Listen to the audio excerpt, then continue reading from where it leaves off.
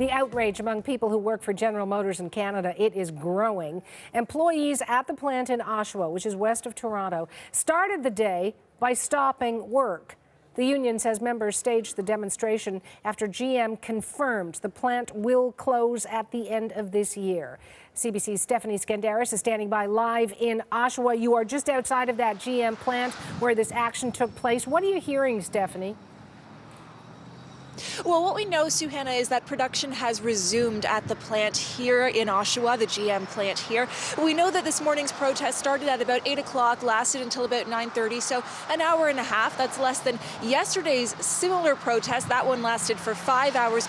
Both of them were totally spontaneous, apparently. They were sit-down protests, and they were sparked by talks that happened yesterday between GM and the union that represents the auto workers, that's Unifor. The hope was that out of those talks would come the result that GM would stay open longer than it is expected to. Unifor is hoping that they will stay open until at least 2020. GM is refusing, and that result, what came out of those talks, has really angered the workers here, and it's angered Unifor as well. So this morning, we had a chance to speak with the president of local Unifor 222, Colin James. Here is more of what he said.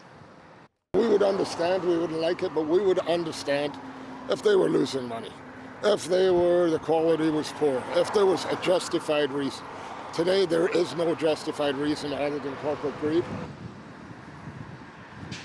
Now, also this morning, Suhanna, CBC News Network spoke with Unifor President Jerry Dias. He says there could be legal action against GM. He says that's because GM deciding to close the plant earlier than 2020 actually breaks their contract and their contract agreement. He also says to expect a big rally on Friday in Windsor, so there could be more of these protests.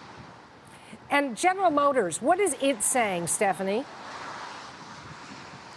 We have two responses that we've heard from General Motors today. Both of them are from David Patterson. He is the VP of Corporate Affairs. I can read them to you. He says, "We studied all of the different proposals in detail, some of which we studied in detail before, and they all added substantial incremental cost. They would not address the economic situation that we have with the shift in the marketplace." So that is his answer to the reason as to why GM is closing. Now, he also gave us a response to the protest that happened today, and here is what he said about that.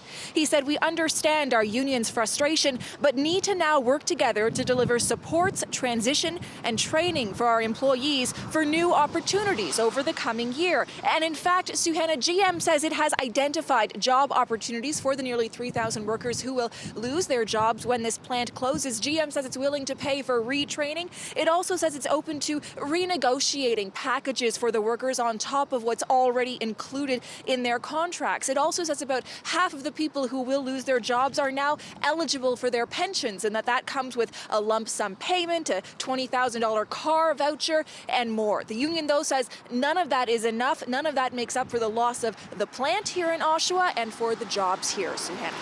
Thanks for that, Stephanie. We'll talk again. CBC's Stephanie Skandaris at that GM plant in Oshawa, Ontario.